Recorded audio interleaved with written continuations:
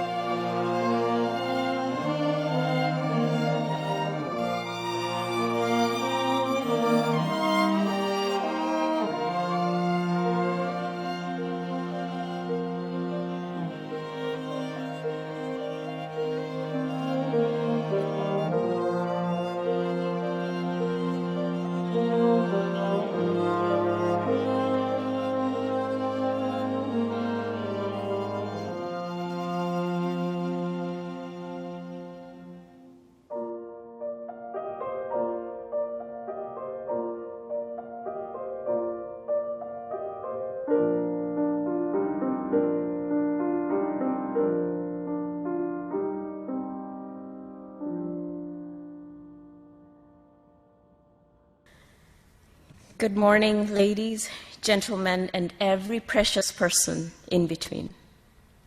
My name is Patience Kamau, and this morning I have the extraordinary honor and joy to introduce our poet, theologian, and peacemaker in residence. Irish poet and theologian Pádraig Ó Tuama Pádraig Ó Tuama's work centers around themes of language, power, conflict, and religion. He is the author of 4 books of poetry and prose: Daily Prayer with the Corrymeela Community, In the Shelter, Sorry for Your Troubles, and Readings from the Books of Exile. He presents the podcast Poetry Unbound on Being Studios, where he also has responsibilities in bringing art and theology into public and civic life. The new season of Poetry Unbound begins in just over 10 days from now on September 28th. From 2014 to 2019, he was the leader of the Corrymeela community, Ireland's oldest peace and reconciliation community. He is based in Ireland. Good afternoon, Pádraig. Good afternoon, Patience, and good afternoon, everybody. Thank you very much for the kindness and the honour of being here with you today. I'm really thrilled and honoured to be with you. As we begin, I'd like us to take a short moment of silence. I know that lots of us are in lots of different places, and I'd like us to think about the languages that have been indigenous to the places that we're in, and the peoples, and the movement of peoples, sometimes through murderous campaigns by foreigners, sometimes through migration looking for sustenance, sometimes in what's called natural, sometimes in what's called unnatural. Think about any words you know in the languages from the places where you are. Words for greeting, words for acknowledgement.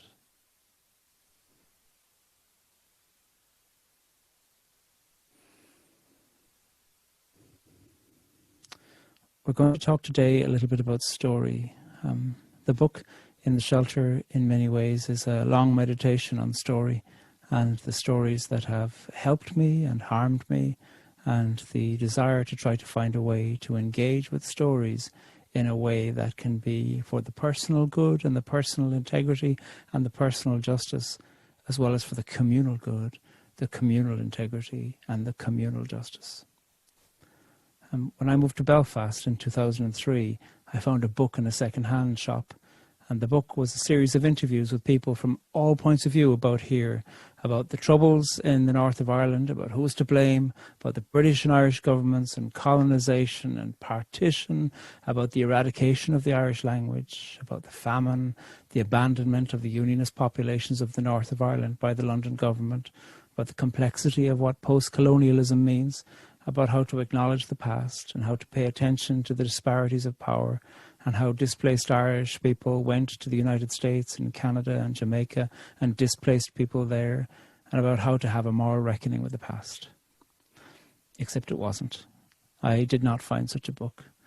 The book I found was a book that said it was about peace, but it was so biased, even at that stage, I couldn't read it for information and curiosity about what a biased story looked like. Early on in the book it said, everything was fine in Northern Ireland before the nationalists began rioting in 1968. I closed the book. I found it so offensive. Now, I wasn't looking for a book to blame the other side. I wasn't looking for a book to say it's all the British people's fault. But I was uninterested in reading something so partisan.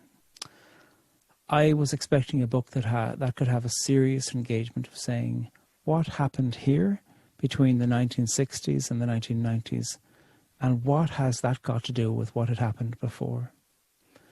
I wanted something that could explore the foundation of this small corner of Ireland, and Ireland is a small country, and this small corner that I'm in right now is called Northern Ireland by some and the North by others.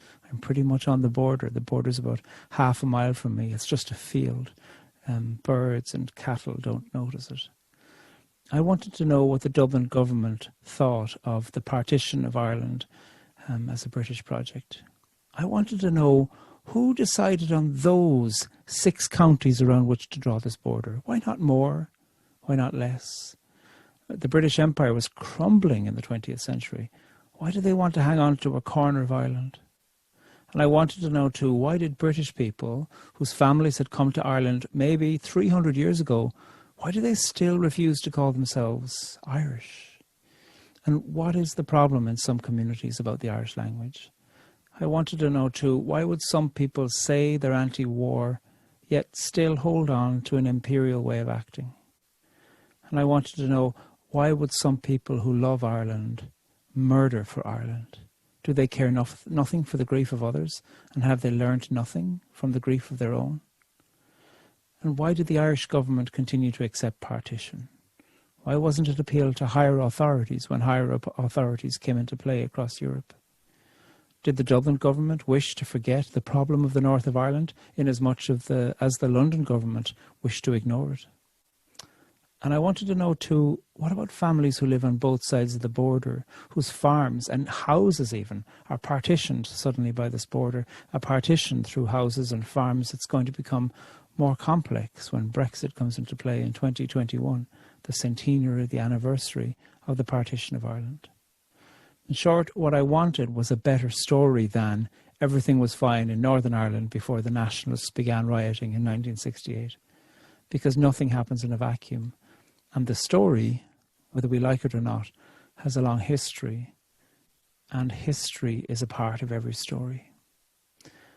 As a little science fiction aside, for any Battlestar Galactica fans here, the opening lines of the Holy Book in that magnificent television series are apt. All of this has happened before, and all of this will happen again. I love that line. I think it's magnificent. And this is really what I want to say, and I want to say it again and again and again. What we need is the determination, the curiosity, the justice, and the exploration in language in order to consider, should I begin the stories I tell about my country in a different place than I have always told the stories I tell about my country up until now? And this is a live, personal question, public question, poetic question and political question. There are places alive today, people in places today, places that had a bomb a month ago, 6 months ago, a year ago, 2 years ago, where people are living their life in the wake of that bomb.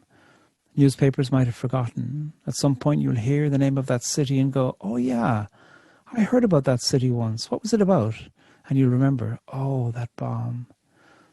Conflict takes as long to de-escalate as it took to escalate.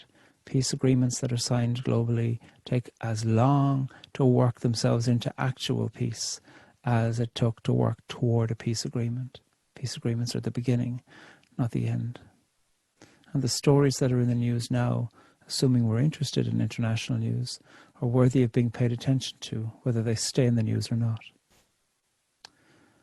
Years ago, I worked for a mostly American organization, and I made some extraordinary friends there, generous and good, people who've been good to me, people with whom I've stayed, people who have visited me. And each year, even though I never lived in the United States, because I had a lot of American colleagues, we would celebrate Thanksgiving. And someone would stand up and they would tell a little story about pilgrims. And I became really intrigued with this line that I heard over and over: a nation founded on godly values. I need to tell you that lots of us foreigners found that strange, having Thanksgiving in foreign countries, hearing somebody from America talking about godly values. Because what we learned about Christopher Columbus, that Italian working for the Spanish government, in our history books, we learned of what happened to the native peoples of Turtle Island. The germ warfare in the blankets, the duplicity, the genocide, the treaties signed and then broken, and the lies.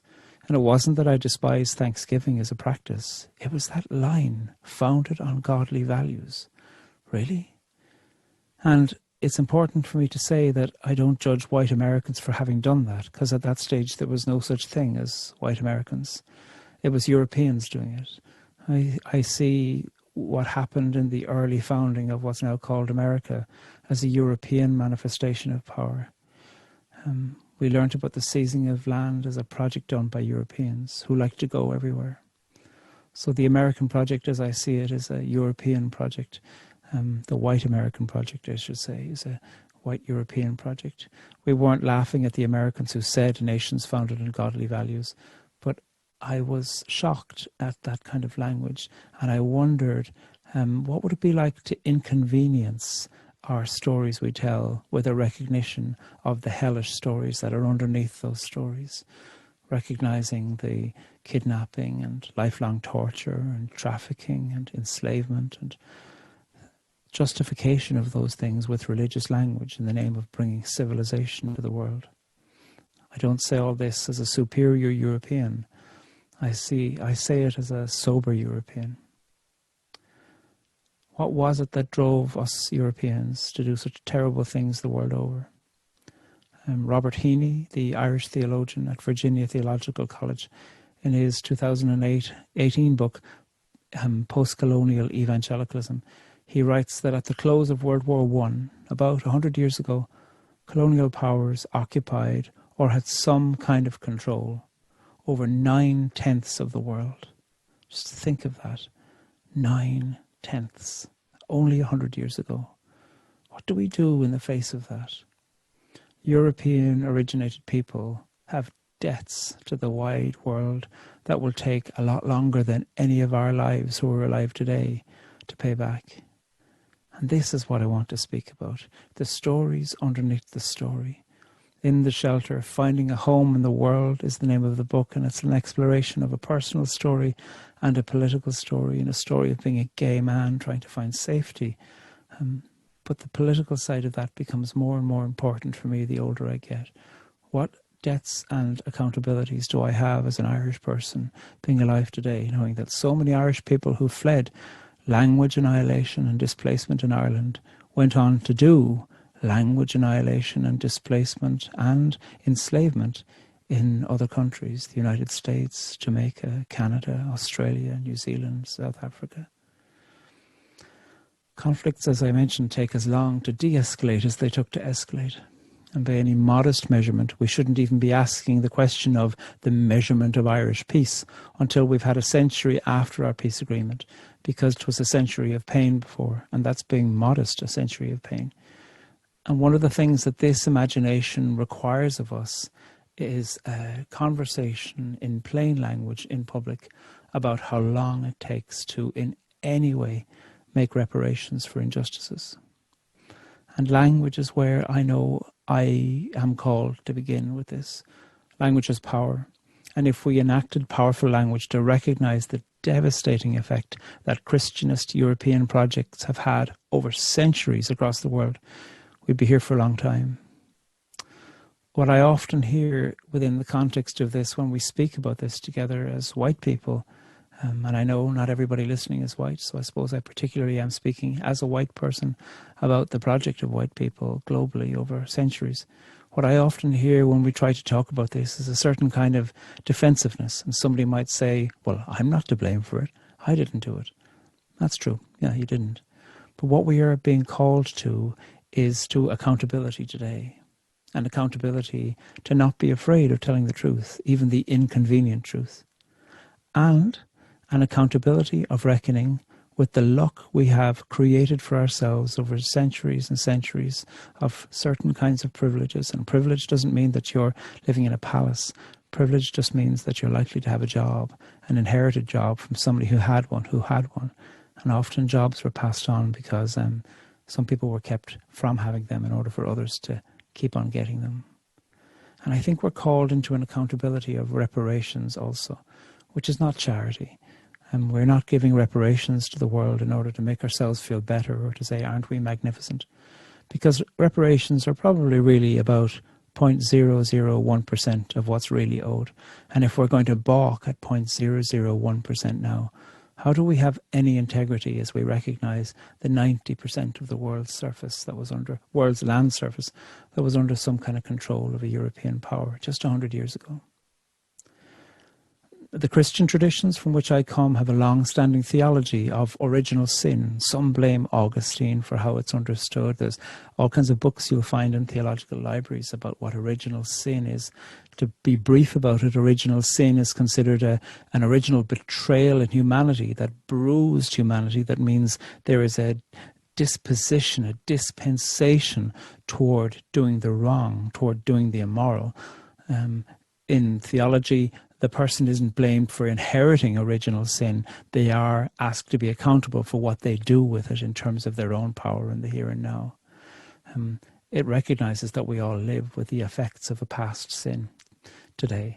We aren't to blame for that past sin, but we are called to account and to reckon with it.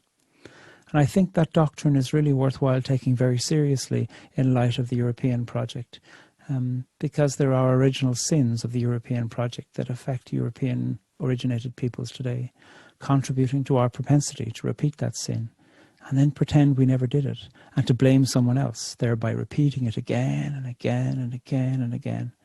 So maybe different places have different original sins. Maybe Europe's original sin was to imagine that we were the messiahs of the world, and that in that imagination, think that we could go anywhere we wanted, bringing our gods, bringing our languages, bringing our imagination of what government and society and civility looks like, annihilating along the way, and then denying that we were doing what we were doing and hiding it under the idea of some moral enterprise. I can't see you. I'm sitting in my office looking at my computer as I'm saying this. So I know I'm speaking to myself as much as I'm speaking to anyone. And I know that plenty of you know this already. And plenty of you have lived with the devastating effects of this and don't need some Irishman telling you something that you already know very well. For those of us who need to say this and who need to hear it, I'll say it again for you and for me, that we need to find deliberate ways for us to displace the original story starts that we've used and find and consider new ways to start them, ways that de-center dominating narratives and instead look at lament and truth-telling and power and stories that begin in other places. That's required and that's necessary and that is fundamental if we are going to continue in some imagination of being fully human together. The way we start a story has a lot of power. When I was training in conflict resolution, I was told that when I go into an organization in crisis as a conflict mediator, to be aware that from the very first moment of the very first interaction with an organization that have asked for a conflict mediator, from the very first moment of the very first interaction, the story of their conflict will be both aching to tell itself and desperate to conceal itself all at once. And what we need to do is to look and to notice for all of this information. We can see even in the opening sentences of stories that we inherit around the world, pieces of fiction, pieces of analysis, pieces of biography, pieces of history. We can see ways within which a story is filled with its own potential and power, even in a short few words. Consider Herman Melville's Moby Dick. Call me Ishmael. Call me. This powerful sense, this opening word, call, and then Ishmael, inviting the readers to recognize that this is going to be a book that will continue to make references to Hebrew Bible over and over again. And Charlotte Bronte's Jane Eyre, there was no possibility of taking a walk that day. And Amy Tan's The 100 Secret Senses, one of my favorite books of the 1990s. My sister Kwan believes she has yin eyes. Gwendolyn Brooks' Maud Martha. What she liked was candy buttons and books and painted music, deep blue or delicate silver, and the west sky so altering, viewed from the steps of the back porch, and dandelions.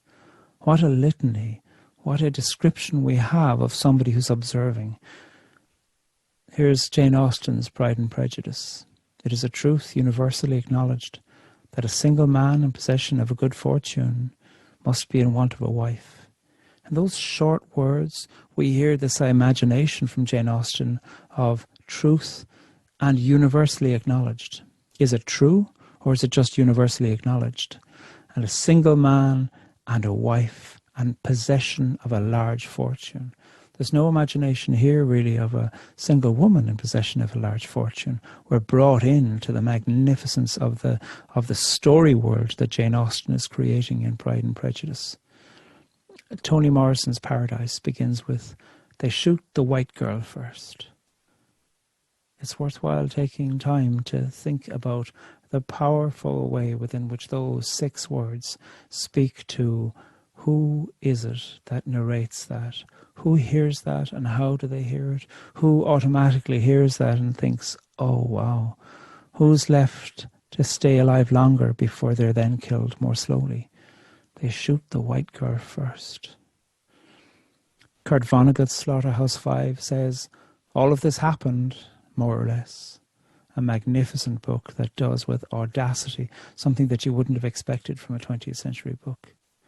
Mrs. Rupa Mehra, in the opening line of Vikram Seth's A Suitable Boy, which is probably my favourite book in any language, she says, you too shall marry a boy that I choose.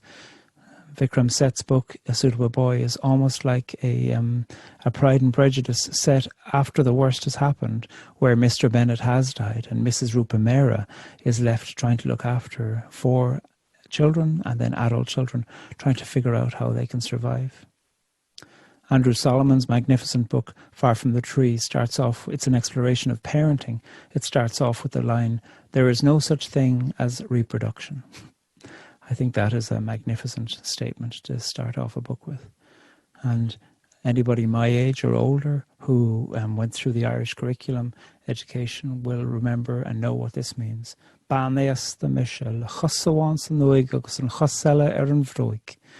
Peg Sayers, that magnificent storyteller who spent all of her life in the Blasket Islands, most of her life in the Blasket Islands, off the west coast of Dingle, County Kerry, as she had narrated her story to be written down. That's how she started. An old woman am I now, with one leg in the grave and the other leg on the edge. The story, the opening of the story, contains much more than it thinks it contains. It reveals itself, often not knowing how much of itself it's revealing. You can explore the same thing in the way we tell stories to young children. If you're telling a fairy story to a young child, how do you begin? Maybe with Once Upon a Time.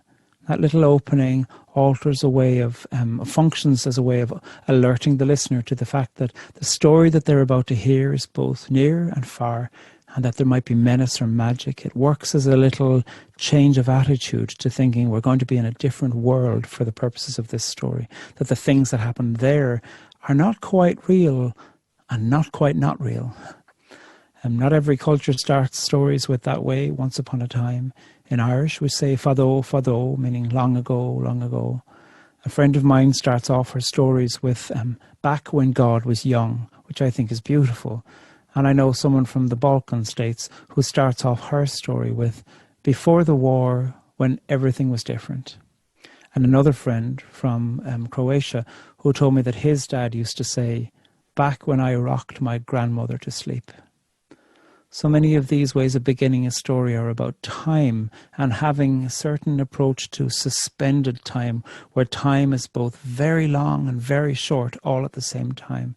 A time long ago that still exists right now. Other cultures think about place, and you can hear this in English when somebody says in a land far, far away, or somebody might say in a distant country. Some Arabic speakers say between 7 lands, 7 mountains, 7 seas, a gorgeous repetition of 7, 7, 7, creating a music there, almost like an incantation to begin to bring us into the different way that we're about to tell a story. Some places like Jamaica start off with something to grab the attention. Crick crack is how some stories begin there when you're telling stories, which is like the sound of a fire or the sound of a gun, or the sound of a footstep on broken twigs, or the sound of broken bones. My favourite version of how stories are started is in Farsi, one of the languages of Persia. And this phrase, the way that they start off stories there, is translated in a few ways into English. There was, and there wasn't, is one of the translation that the Farsi language story starters say. Another way that I've seen this put into English is something was, something wasn't. But the translation of this phrase that I most love, and I don't know if it's in any way accurate, but the one that really appeals to me is true and not true. And this, I think, gets to the heart of the matter in the stories we tell. So many of the stories we tell children and ourselves and our politics and our public and our history curricula are set maybe in a fantastical or magic place, but they contain questions of truth and questions of not truth. And the question is for whom are those things functional? And in an age of fake news and misleading headlines and tabloid titles that hide, it's worthwhile remembering that even fairy stories are held to account what is at the heart of things truly true, truly lasting, even from a long time ago, and even from a land far, far away. They can even find a way to acknowledge the things that are true and the things that are not true. When you look at the Hebrew Bible opens with extraordinary words. Bereshit bara Elohim. At the beginning of God's creating is how some people have translated this. How amazing when you listen to it in Hebrew. Bereshit, B, is the first letter of the first word or the first sentence of the first chapter of the first book of the Bible. I was speaking with a Jewish friend once who said to me, we all know that that's the wrong letter to begin the first word or the first sentence of the first chapter of the first book of the Bible. It should be A. And that there was an argument between the letter A and the letter B because the letter A was jealous that the letter B started it. And God, after 26 generations of this argument between the letters of the Bible, or the letters of the alphabet, eventually intervened wearily and said to the letter A, listen, if I let you start off the 10 Commandments, will you stop complaining? And the letter A thought about it and thought, well, people are going to recite the 10 Commandments more frequently than they're going to start to recite the opening creation myth. So yes, I'll take you up on your offer, God. Thank you very much. What I love about this is that even in this story, what we're hearing is rivalry and jealousy, and how sometimes from the very beginning of things, there's argument. And I think that's a magnificent piece of art that we find in the way that the Hebrew Bible tells us how it begins, as well as the argument recorded in Jewish Midrash. For years, with groups all over the world, from 8-year-olds to 80-year-olds, and from chaplains to convicts, from strangers and old friends, I have asked a question of people to tell me the first sentence of the story of their life. If, right now, you were to tell me the story of your life, what would the first sentence be? And it's just right now. It's not saying if you were to write a book that everybody was going to read. Just if, right now, you were to tell the story of your life, what would the first sentence be? And part of the intuition in this exercise is that it can be very difficult to tell a full story, but it can be a humbler and perhaps even more accessible task to simply tell the first sentence that comes to mind right now. And the truth is that our chosen first sentences often contain a lot more than we think they contain.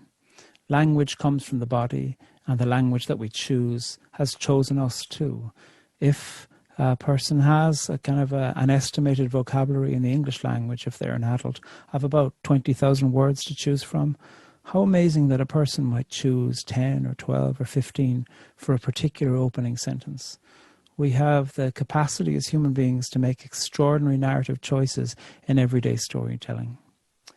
When I use this exercise, I ask folks who have a pen and a paper, and I ask them to know that what they're going to write will be shared with the group. And then I invite them to respond to this prompt and then to share the line, usually reading it slowly twice. And then they go under a little small vow of silence for a while the rest of us in the group talk about what we've heard. Not to correct or to judge or to improve or anything like that, but just to notice what we've noticed. And some think, and part of the reason why I do this is because I know that some think that literature is a high art and everyday conversation is kind of walking it down here in the commons. It's the total opposite way around.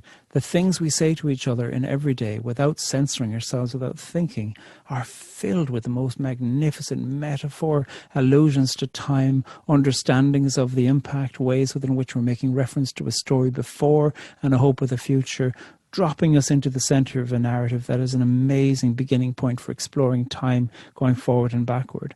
And literature wants to get as good as that.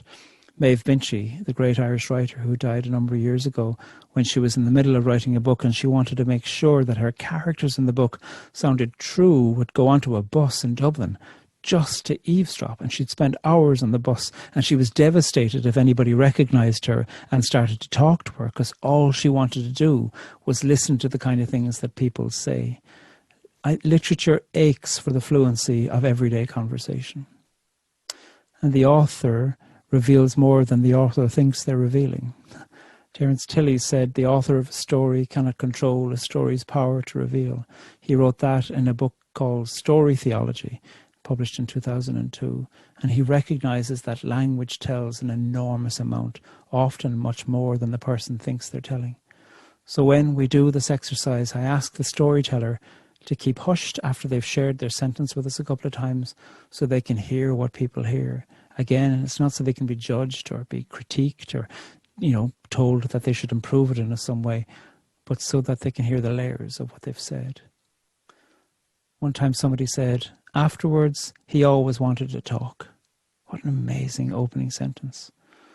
Somebody said, I hid behind her, but she was smaller than me. Somebody else said, I loved both my mothers, and the past tense of that was so interesting. Somebody else said, my parents fought about the name to give me. I hated it for a long time. We're brought in immediately and think, what's going to happen? What happened before? What happened then? And probably we project ourselves into it as much as we're hoping that the teller will project themselves back out of it. I have a whole list of questions that I can share with patients, and she can pass it around, about what I think is operating in the heart of some of these stories. What impression do the first words create in the minds of the listeners? Is there music or poetry in the sentence? And based on the very first word, what did you think was going to happen? What about pronouns? I, you, we, they, me, him, they, she.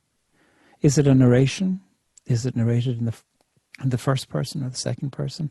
Or is it a summative sentence? Or is it some kind of foretelling? Are there people named in it? Literary criticism would suggest that if another person is given a direct quote, as in the sentence, I'll tell you what's good for you, my father said to me, then you should weigh the power of an author handing over authorship of part of the sentence very seriously. Another question is to ask, how does the teller of the story know this? Who told them? How do they know it's true? With the person who said, my parents fought over what name to give me, how do they know this? What age were they when they knew it? Do they remember learning, or do they feel like they always knew? Time can be embodied in the sentence, a particular time too, and time contains extraordinary power. There are certain sentences and stories, if you heard the first sentence of it, you'd go, that's clearly located just after COVID, or just after George Floyd and Breonna Taylor's killings, or just after and in light of the weak congressional apology and resolution to Native peoples of the United States in 2009. There are certain time markers in a story where just from being brought into the story you go, I'm with you there, I think. Stories reveal us. We do not tell stories as they are, we tell them as we are. Anais Nin has her character in The Seduction of the Minotaur say. She said that story was from the Talmud. We do not tell stories as they are, we tell them as we are. But it's not in the Talmud. She made it up and located it somewhere else, which I think is what makes her an extraordinary artist. Once when I was asking a group of people how they would begin to tell the story of their life, they said, my beginning of the story of my life, my first sentence is WTF. And we all laughed in the group, and I wrote it on the chalkboard. And then this person corrected me. They said it was W, period, T, period, F, period, question mark, question mark, question mark. And there was such power in these small shapes that were being made up on the chalkboard. And we all laughed. And then the person cried and said that they didn't want to hear what we heard in that. And could we please not discuss it? Of course we didn't. The room was filled with courtesy and curiosity, but also a sense of privacy for that person. Why do we do this? Why do we listen to the story beginnings? Because if I hear your first sentence, I'm not going to say, well, that's not true. Partly what I'm interested in doing when we come together in a group is to hear the way we begin and to do so with curiosity and courtesy. In order then that perhaps we can go on to ask some other questions Questions like, if right now you were to tell the story of your country, what would the first sentence be? And this modification of the writing prompt introduces a political dynamic of national and normative narratives to an exercise. I don't start with this one because I want people to enjoy the possibility and the power of language and personal exchange. But I do also always want to bring us to this one, to bring us to a way where we can deepen how we speak about our country and begin to engage with each other seriously. I'm going to invite Clay if he could share the screen for a little bit. I've got a poem up here from Lorna Goodison. Lorna Goodison has just finished a 3-year term as the Poet Laureate of Jamaica. She lives in Canada these days, and she is a magnificent poet. And this is a poem called Reporting Back to Queen Isabella from her book Arakabessa, published certainly on this side of the Atlantic by Carcanet in 2013. And what she has here is Don Cristobal, Christopher Columbus. He was Italian, he's going back to the Queen of Spain, and he's reporting about what he's seen in Jamaica. You'll see that Jamaica is spelt with an X here, and that's accurate. It's strange and annoying, but somehow revealing that my computer program underlines it like it's a spelling mistake. Who decided that that was a spelling mistake? Anyway, here's the poem. Reporting back to Queen Isabella. When Don Cristobal returned to a hero's welcome, his caravels corked with treasures of the New World, he presented his findings, told of his great adventures to Queen Isabella, whose speech set the gold standard for her nation's language. When he came to Jamaica, he described it so, the fairest isle that eyes ever beheld. Then he balled up a big sheet of parchment, unclenched, and let it fall off a flat surface before it landed at her feet. There we were, massifs, high mountain ranges, expansive plains, deep valleys, one he'd christened for the Queen of Spain, overabundance of wood, over 100 rivers, food and fat pastures for Spanish horses, men and cattle, and yes, Your Majesty, there were some people. Christopher Columbus landed in Jamaica in 1494, and the land was inhabited by the Taino, the indigenous people of the Caribbean and what's now called Florida. England seized the island in 1655, and the name Jamaica, spelt initially with an X, is an indigenous Taino word which could mean land of wood and water or a great spirit of the land of man. And Christopher Columbus is coming back to his Spanish patron with a report of what he has found. First of all, the word found needs to be problematized. And he's come back with treasures of the New World. The idea of the found or the new world, these terms are so laden with war that they need to be deconstructed. And whoever invented the term New World was a master of fake news, because the New World wasn't new. It was older than other places, sophisticated with government and populations and land and spiritualities. You look at the way that the words he and his, the work that these words are doing in the poem. He presented his findings, told of his great adventures to Queen Isabella. And then, so this report starts with pantomime. He balls up a big parchment and he rolls it across a table and it falls at her feet. Perhaps he's playing with some imagination of a flat earth. And then something's at the feet of the Queen, like it's paying homage to her, like the map of the place that he has so-called discovered suddenly is at her feet, ready for her to, condescend to explore it. And there's that line, there we were, and the list, massives, high mountain ranges, expansive plains, deep valleys. Jamaica's a beautiful island, and the lush descriptions are not here just about describing beauty, but about describing something that's been looked on with greed and with an assumption of ownership or of taking over. And the counting of rivers was not for geographical curiosity, but for appropriation. Can this island sustain if we send lots and lots and lots of soldiers here? So the administration of counting all of these rivers, all of these pastures, all of these fields was an administration that's worthy of being critiqued through the lens of, is it a moral administration or is it a murderous administration in its imagination? so we can see how seemingly innocent tasks are brought in. There's a lot of word that the word massive is doing. There we were, massives. I spoke with Lorna Goodison, this poet, and she was saying to me that in Jamaica and many other places, the word massive is a way that people might use to speak about a group of people, posse. So suddenly that sentence there, we were, massives, can mean a few different things. The geographical structure called massive, as well as a recognition of personhood. And then, when at the end it says yes to the Queen, there were some people.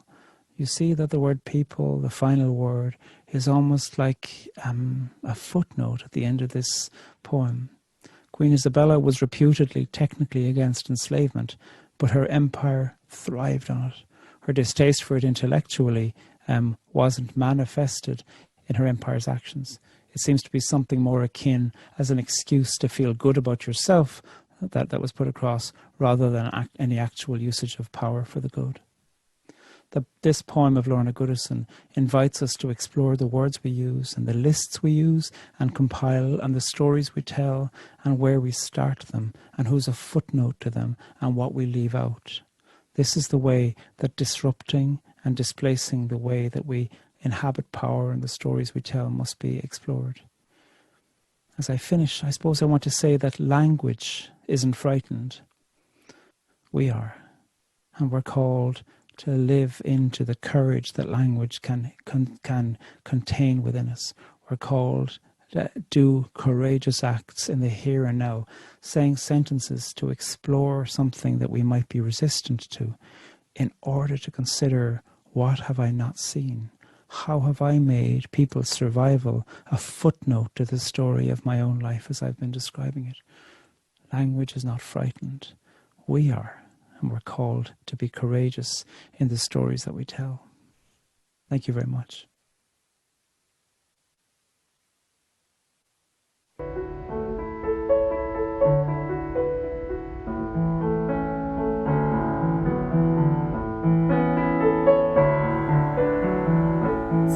everything there's a season,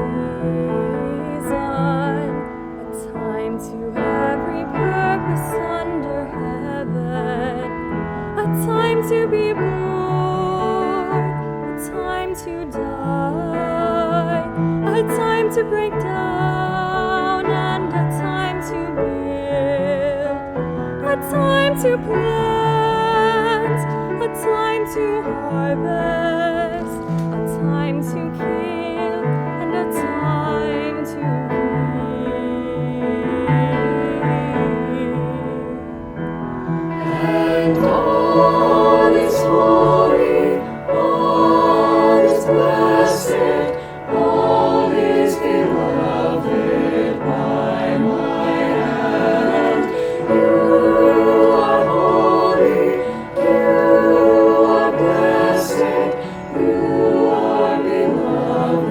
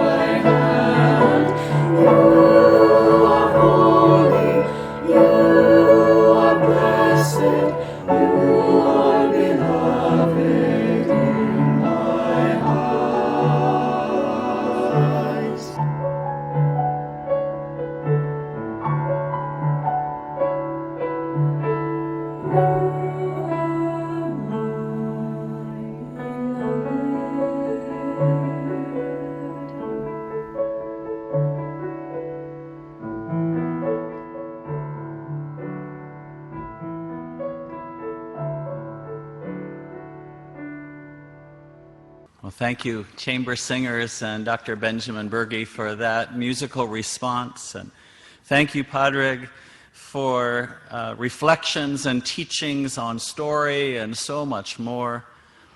And as we move into a space for talkback, I would encourage you to put your questions in the Q&A option if you're on Zoom webinar. That's, I think, where most people are gathered, so we're thinking most of the questions will come from there. Trina Trotter-Nussbaum has the first question in a few minutes, maybe 1 minute, Trina. She serves as Associate Director for the EMU Center for Interfaith Engagement and was also on the planning committee for this week of hosting Pádraig here at EMU. And while you're reflecting, just for a bit, I'd like you to look at the flowers next to me. It'd be wonderful if we could have a close-up of those for Zoom and streaming. These flowers were arranged by Judy Lehman, a cashier in our business office, and they offer as wonderful an opportunity for reflecting on your questions and what you want to take from this convocation as anything. So Trina, give it about 30 seconds maybe, and then we'll start.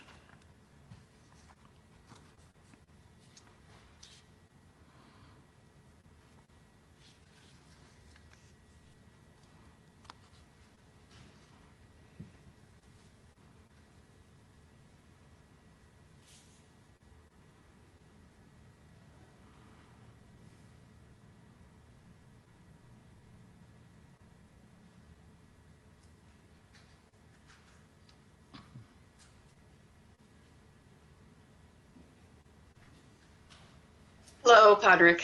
Hi, Trina.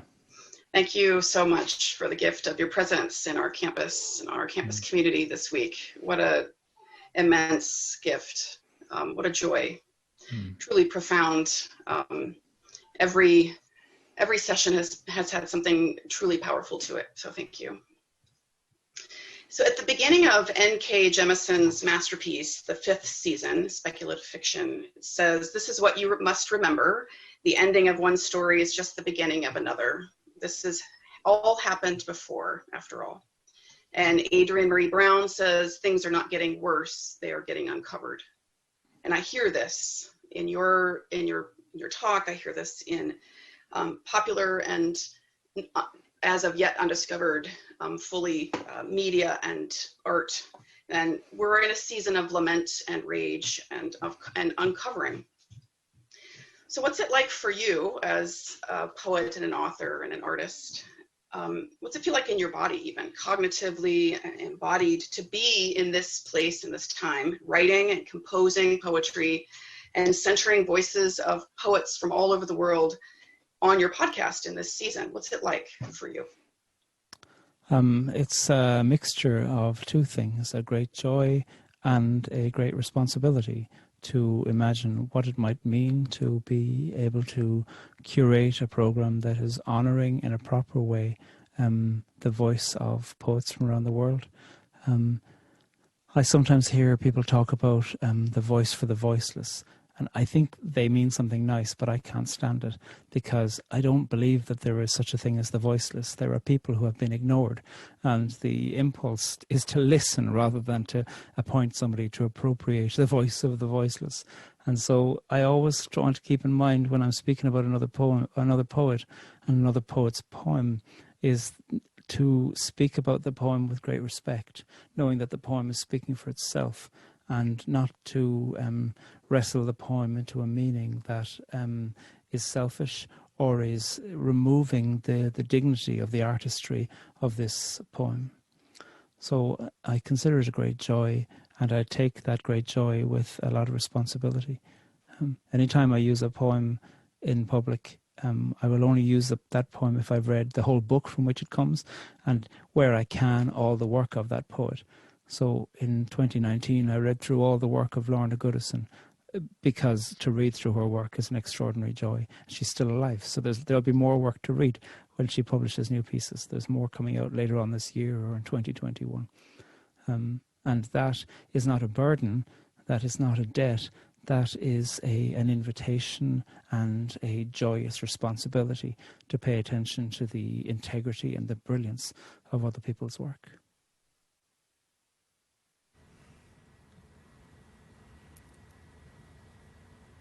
All right, we have a few questions that have come in from the Zoom webinar participants. From Kathy Evans, we have so much work to do to heal our nation and our communities. Thank you for naming this, Pádraig. In incorporating stories for sure, our shared project seems to be to name and repair historical harms and to collectively heal. Might you have advice for an institution such as EMU that might be beginning this journey of truth-telling and reparations?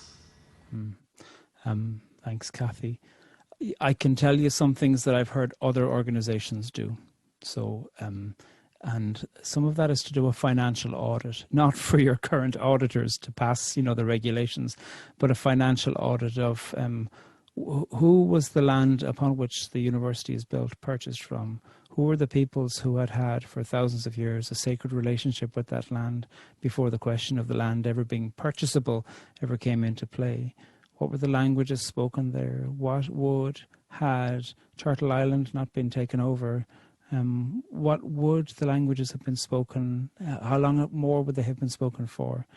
And then when it comes to the economies also, whose labour was taken, exploited and forced in perpetual enslavement in order for some of the lands there to be continued and some of the lands there to have the kind of usages that are being used now, usages that I'm sure you hope are beneficial, but those beneficial usages now will not be diminished by the uncovering of indigenous ownership in the land and the economies of people who were forced into perpetual enslavement in order to farm land and other things around the economy of that. So I think those are some beginning points to think through what an exploration of that is.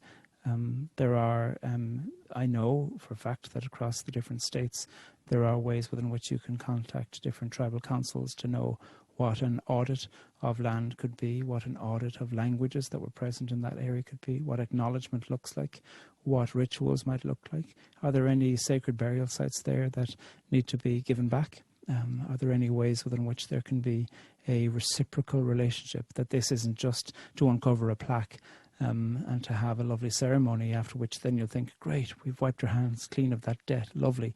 But what might an ongoing tax look like? And I know that's a complicated word for Americans, but what might an ongoing financial reparation look like in terms of the populations of people that you think and that you know and that you will recognize were exploited in bringing the campus to the place that it is now? And that can also begin to be a process for a long time, to not just think into the past, but to think, and how has this been happening now? Who are the populations of people whose silence has been purchased or forced in order for us to continue to have a reputation? I think those kinds of uncoverings by peace institutions, as EMU is, can be really awkward, because we don't want to recognize that we have betrayed the very thing we say we stand for. But that is the kind of demonstration of peace that we need, a demonstration of peace that isn't frightened of confession. Yeah, and thank you. And perhaps we could continue that conversation on Friday afternoon at 1 o'clock. There's a session for gratitude and what now? I imagine we could continue that conversation. Another question, this one from Blaine Detweiler. A line from your book that has intrigued me most is, quote, "The life of a language is in the speaking," unquote. As a preacher, it strikes me that we spend so much time in holy writings of which Jesus did not write. What life do you suppose we are missing from Jesus' language as it moved towards written gospels? Yeah, well, that's such an intriguing question. It's the unknown exploration of that, isn't it? The Aramaic that was being spoken, that Semitic language that was brought back into Jerusalem and Galilee and the surrounding regions of Israel after the Babylonian exile. They were there for 70 years, about 590 to 520 before the Common Era, and they came back speaking the language of the people who had captured them, the language of the Babylonians, Aramaic, which is a cousin Semitic language. We don't know. There are some scholars who've done some really good work. I always like reading Amy Jill Levine. I mentioned her before. And what she does to read a Jewish Jesus and to look at some of the Greek formulations about how the story is told and think, what might that have been originally? They're speculative, but it's scholarly speculation. It's magnificent.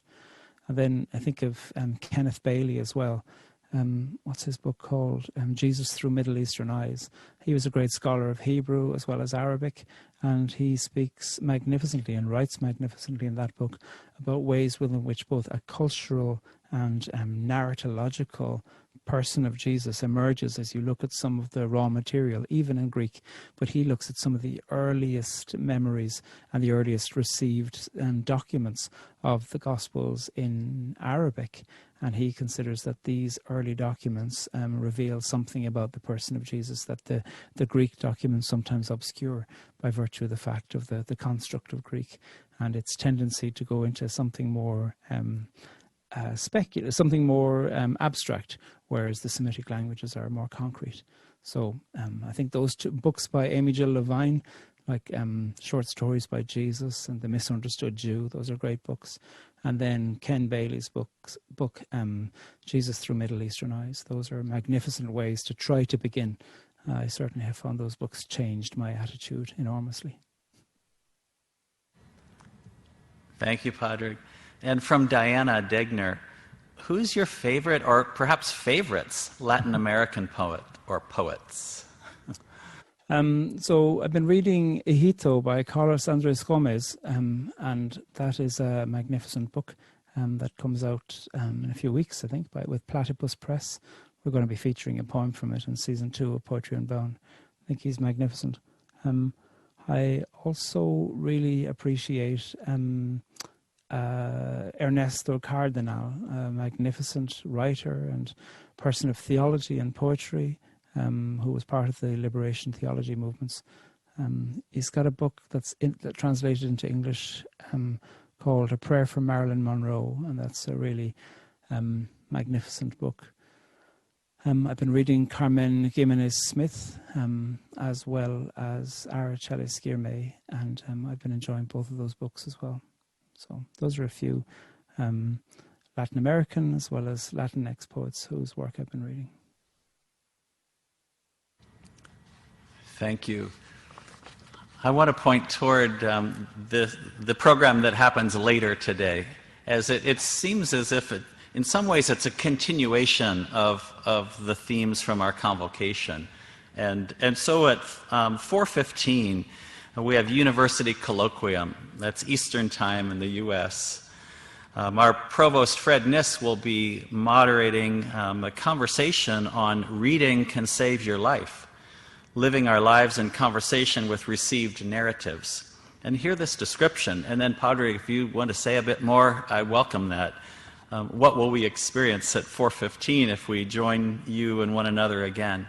In the Shelter can be understood in a way as a homage to reading poetry, reading religious texts, reading the story of your own life. This colloquium will explore the practice of reading and the question about normative narratives and personal and group belonging. Do you want me to add a little bit to that, Brian?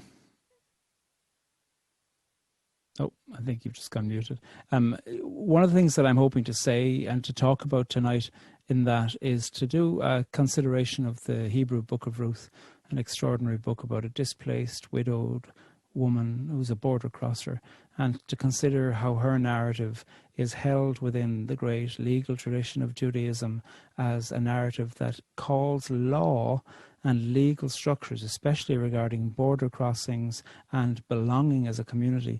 It calls law to examine itself through the lens of kindness and calls law to judge itself through the lens of kindness.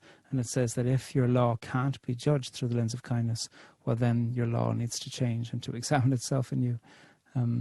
often when you hear cases of in a public debate or something like that, somebody will say, an institution is being held to account, and somebody will say, what about this one thing that happened? And the institution might respond with saying, oh, we don't comment on individual cases. That's not a very biblical way of thinking. The Bible says that if the individual case is going to suffer, well, then you don't have an abstract law to work with, that you must interpret the law through the individual case.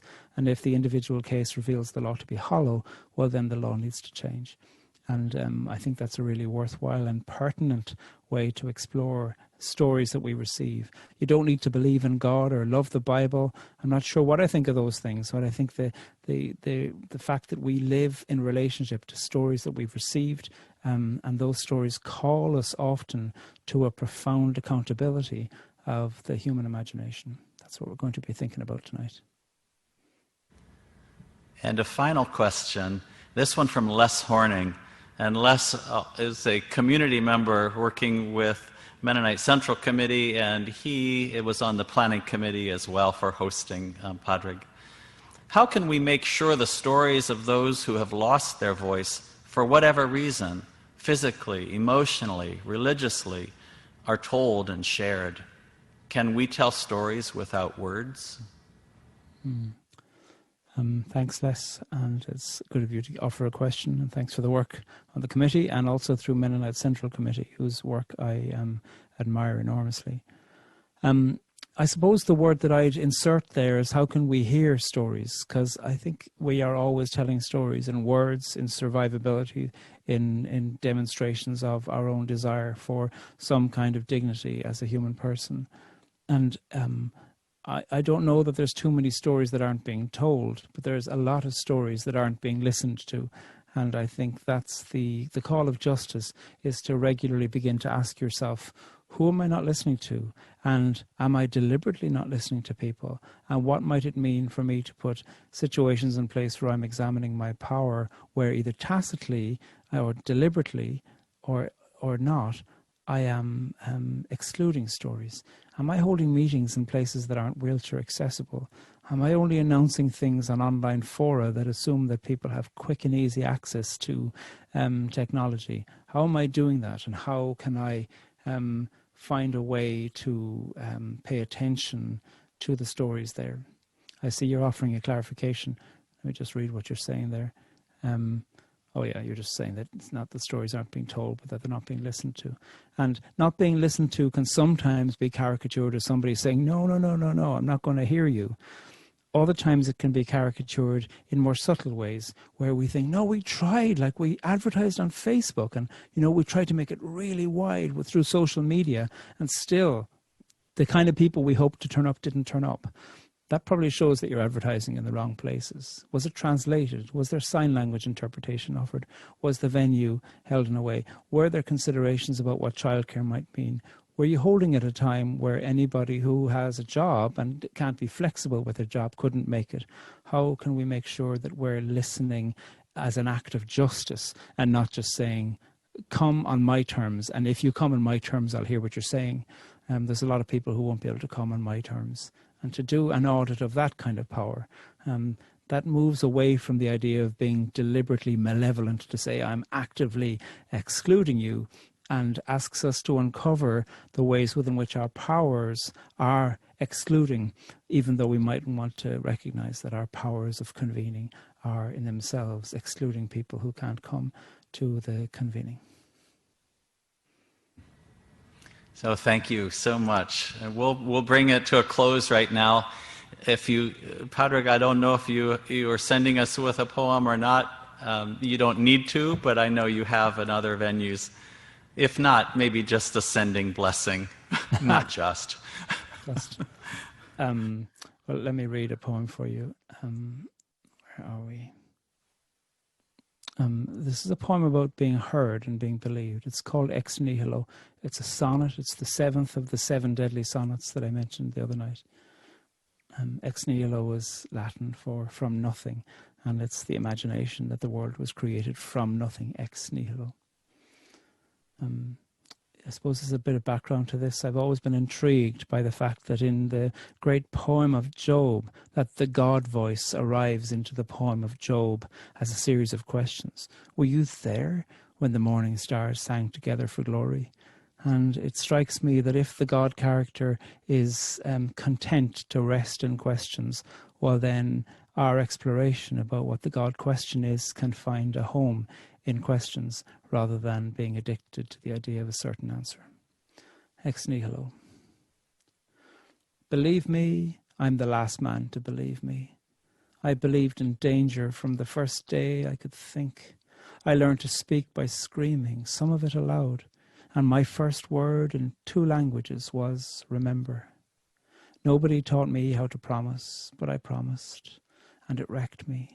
Remembering kept me hungry for decades, and when I stood up against it, I ran, I flew, I panicked at its threats, I grew more frightened than I'd ever been. In the beginning was a word I had heard. Then I heard another word that made me listen, made me stand. Who said it? Not a man, that's for sure. Men were too busy teaching me their sure and frightened ways of purity. Who whispered it? Who said it? Who worked that word of wonder into me? Who freed me? Who believed me?